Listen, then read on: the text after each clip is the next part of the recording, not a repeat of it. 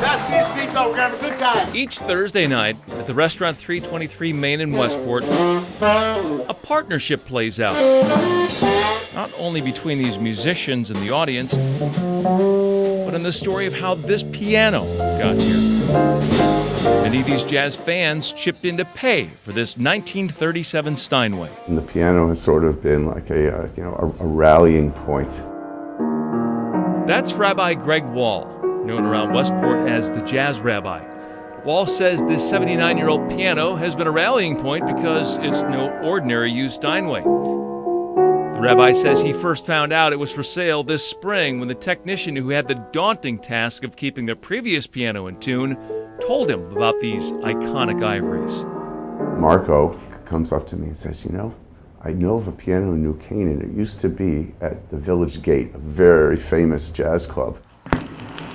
A very famous club in Manhattan where a long list of very famous players used this piano over the years.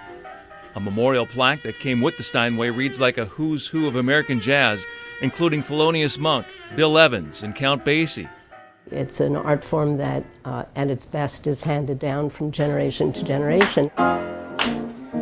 Lifelong jazz fan Ellie Becker of Norwalk says at its roots, jazz is about history. And the history in these 88 keys so resonated with the audience here, they helped Rabbi Wall raise the $11,000 needed to buy the piano in just 1 week. For the professional saxophonist and host of Thursday Night Jazz, it goes beyond history and crosses into the spiritual.